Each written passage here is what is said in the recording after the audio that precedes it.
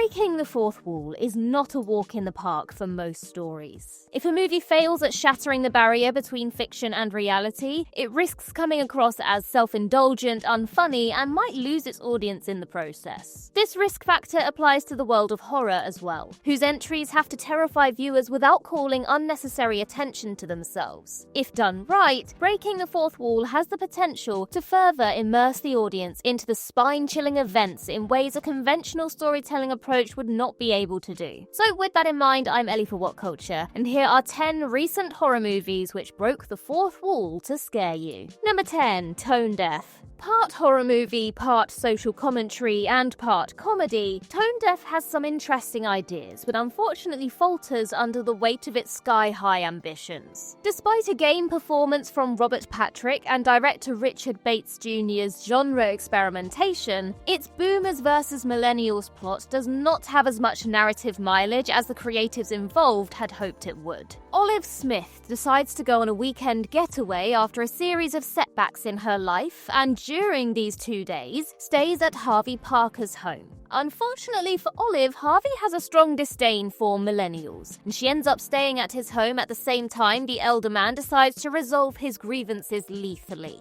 Throughout the film, as Harvey stalks Olive, the former frequently turns to the camera to belittle the millennials in the audience, constantly demanding that they get their act together as well as ranting about their perceived inadequacies. As mentioned before, Patrick does commit to the role, and Bates Jr.'s direction is intriguing, but the film's lack of subtlety and insight is what ends up being its downfall. Number 9, Deadstream. A breath of fresh air in the found footage genre, Deadstream is equal parts amusing and chilling, and serves as a fun and well-deserved jab at content creators who engage in hollow spectacle to obscure their reprehensible failures and actions. The Vanessa and Joseph Winter-directed effort follows Sean, a vlogger who sought redemption in the public eye after one of his infamous stunts goes horribly wrong. To do this, he intended to live-stream his experience in Death Manor, an abandoned house long thought to be haunted. Once his biggest fan, Chrissy, unexpectedly enters the fray, things unsurprisingly become terrible for the arrogant internet star. Unlike most entries on this list, the vast majority of Deadstream is a massive fourth wall break. Once Sean addresses his fans on his live streams, with said fans responding in kind, viewers in the real world feel like they are his regular audience. Because of this, they experience the thrills of being attacked by the spectre of Death Manor in a more immersive and visceral manner compared to a more traditionally filmed and structured horror movie. Number 8, The Dead Don't Die. Indie film stalwart Jim Jarmusch is known for his unique and stylized explorations of irreverent characters who find themselves in spaces infused with distinctly Americana imagery and themes. This is why his detour into the world of horror was rather unexpected, if not welcome. His 2019 effort in the genre did not reach the heights of gems such as Stranger Than Paradise and Ghost Dog: The Way of the Samurai, but it still served as an amusing and unapologetically meta zombie invasion movie. The small town of Centerville finds itself under attack from zombies who are reanimated after polar fracking disrupts the Earth's rotation, which also has expected effects on day/night patterns. Therefore, it falls on the town's top cops, Cliff Robertson and Ronnie Peterson, to stop the invasion. If the plot sounds absurd, that's because it's supposed to be, and in typical Jarmusch fashion feels off even for a parody/metatextual effort. Speaking of meta, the picture is not terribly frightening, but it does break the fourth wall when Peterson reveals that he got the movie's entire plot from the writer-director himself.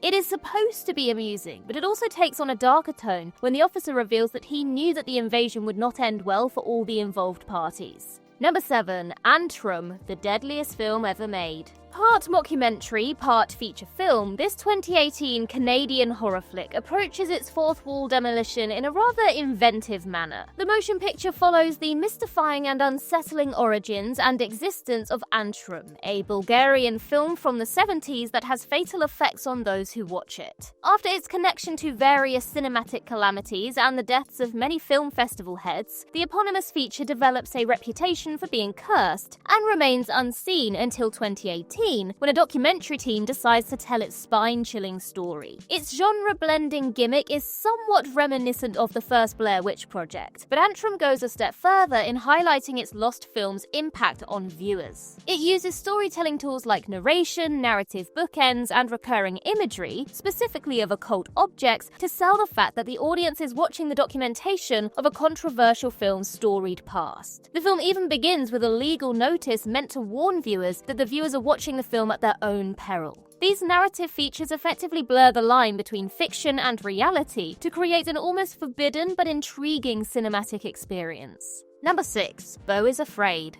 Ari Aster has made a name for himself as a director whose works are both challenging and draining, and his 2023 absurdist character piece is no different. What sets it apart from Midsummer and Hereditary is its unexpected sense of very bleak humor, as well as its unashamed embrace of surrealist tropes and visual language as it explores its titular character's grief, neuroses, and maternal issues. Admittedly, it is not a traditional horror movie in the vein of Aster's previous work, but its third act's exploration of Beau's disturbing relationship with his mother is both terrifying and meta in its approach. After Mona decides to tell the truth to Beau, Beau's therapist slyly and directly looks at the camera in a manner that implies the viewers are in for a rather unsightly sequence of events. The fourth wall break itself is not spine-chilling, but the imagery and implications surrounding Beau's father make for a truly horrifying exploration of guilt, parental abuse, and guilt-driven anxiety. Number 5. Fresh Hell. Regardless of the genre, setting films in contemporaneous events is a difficult task to accomplish. The story might age poorly in a matter of years, or it might try too hard to maximize its connection to said event to maintain relevance. Low-budget COVID horror flick Fresh Hell manages to use its pandemic-era setting and found footage video chat format interestingly, while still providing the requisite frights expected from its genre. The picture follows a group of friends who wish to reconnect but are unable to do so due to the restrictions of the era. Therefore, they hold a Zoom reunion, but one of the friends, Laura, is a no-show, leading to a rather unconventional take on the slasher villain trope. Its primary antagonist, the Stranger, is a twisted play on villains such as Jigsaw and Ghostface, filtered through a decidedly cyber horror lens. And his attacks on the unlucky friends take a deeply surreal turn as the movie reaches its climax and becomes a bizarre talk show seemingly out of nowhere. While the film's meta-nature was meant to poke fun at personality archetypes that emerged during the pandemic, as well as serve as commentary on the precarious nature of that work during that time, its tonal shifts may prove to be too out there for some who would prefer a more traditional resolution to its events. Number 4. Storm.